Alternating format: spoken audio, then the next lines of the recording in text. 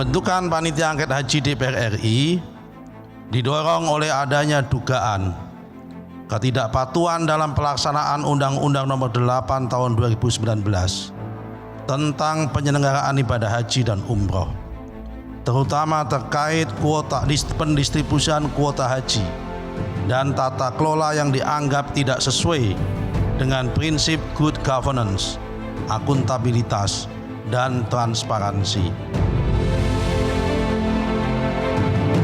Laju panitia khusus angket haji akhirnya tiba di titik penghujung. Hal itu ditandai dengan dibacakannya laporan dan rekomendasi dalam rapat paripurna ke-8 tanggal 30 September 2024. Ketua Pansus Haji DPR RI Nusron Wahid menyebutkan beberapa poin penting yang menjadi rekomendasi. Mulai dari revisi Undang-Undang Nomor 8 Tahun 2019 tentang penyelenggaraan ibadah haji dan umroh, permintaan keterbukaan sistem penetapan kuota haji, penguatan lembaga pengawasan internal dan eksternal Kementerian Agama, serta saran untuk menempatkan orang yang kompeten di posisi Menteri Agama. Pansus Angket merekomendasikan revisi Undang-Undang Haji untuk menyesuaikan kondisi kekinian yang diatur dalam regulasi dan model pelaksanaan haji di Arab Saudi. Dibutuhkan revisi terhadap Undang-Undang Nomor 8 Tahun 2019 tentang penyelenggaraan ibadah haji dan umroh dan Undang-Undang Nomor 34 Tahun 2014 tentang pengelolaan keuangan haji dengan mempertimbangkan kondisi kekinian yang terjadi dalam regulasi dan model pelaksanaan ibadah haji yang ada di Arab Saudi. Dalam penyelidikan Pansus Haji ditemukan fakta bahwa penyelenggaraan ibadah haji saat ini belum sesuai dengan kondisi terkini di Arab Saudi.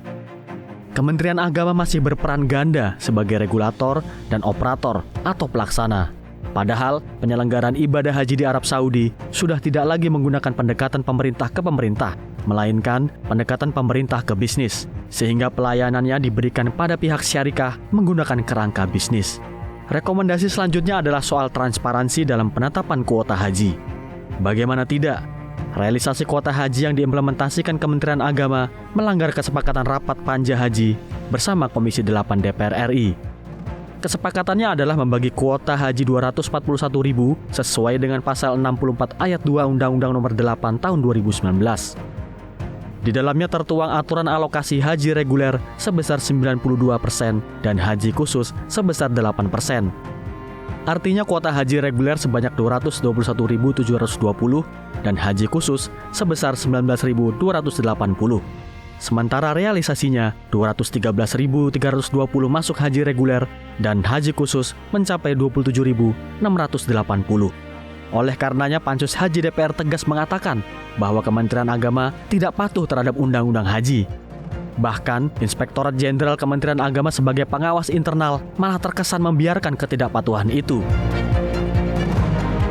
Inspektorat Jenderal Kementerian Agama RI sebagai aparatur pengawas internal pemerintah (APIP) tidak menjadikan pembagian kuota haji tambahan tahun 2024 sebagai objek pengawasan. Sementara pembagian tambahan kuota haji tahun 1445 Hijriah ada potensi tidak sesuai dengan Undang-Undang Nomor 8 Tahun 2019 tentang penyelenggaraan ibadah haji dan umroh. Celah penyimpangan sistem komputerisasi haji terpadu atau Siskohat turut disampaikan dalam laporan Pansus Haji. Banyaknya pemangku kepentingan yang memiliki akses membuat Siskohat rawan diintervensi. Pengawasan terhadap verifikator data Siskohat juga dinilai lemah. Faktanya, masih ada jemaah haji yang datanya tidak sesuai dengan Siskohat. Titik lemah Siskohat inilah yang membuka peluang terjadinya pemberangkatan haji tidak sesuai antrian. Sistem komputerisasi pengelolaan terpadu umroh dan haji khusus Siskopatuh tidak bisa terjamin keamanannya karena tidak ada audit terhadap sistem secara berkala dan terbuka. Selain itu, terlalu banyaknya juga pemangku kepentingan yang dapat mengakses sehingga rawan diintervensi dan membuka peluang orang yang belum saatnya berangkat haji dapat berangkat haji tanpa antrian. Dengan berbagai celah yang ditemukan, maka tidak berlebihan jika Pansus Haji menilai pengawasan internal Kementerian Agama berada di titik nadir. Hal itu diperparah dengan tidak kooperatifnya Menteri Agama Yakut Kholil Qomas dalam rapat Pansus. Beliau, Menteri Agama yang terhormat, memilih mangkir dari beberapa panggilan panitia angket haji. Padahal momen Pansus seharusnya dapat menjadi ajang klarifikasi atas segala temuan penyimpangan dalam pengelolaan haji.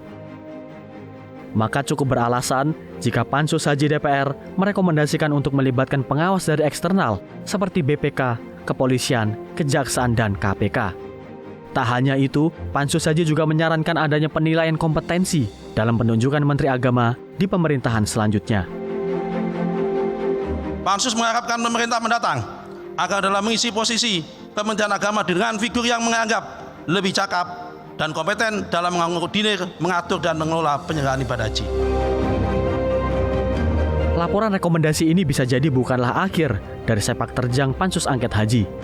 Peluang melanjutkan Pansus masih terbuka di periode baru 2024-2029. Sebab masih banyak pihak yang belum puas. Terlebih, Menteri Agama kerap mangkir dari panggilan Pansus Haji. Nah, dalam kesimpulan itu, poin yang paling terakhir dalam rekomendasi itu ada opsi jika perlu, bahasanya DPR yang akan datang bisa untuk melanjutkan atau membuat pansus haji tersendiri. Itu ada di poin yang paling akhir. Coba ingat, jika teman-teman nanti tanggal 30 datang di paripurna itu, dan pasti datang ya, karena meliput, ya akan ada poin seperti itu. Di paling rekomendasi paling akhir, jika diperlukan, tapi ada jika diperlukan, DPR yang akan datang bisa membuat pansus haji tersendiri lah. Tidak kepuasan seperti ini, itu mungkin bisa dibuat kembali.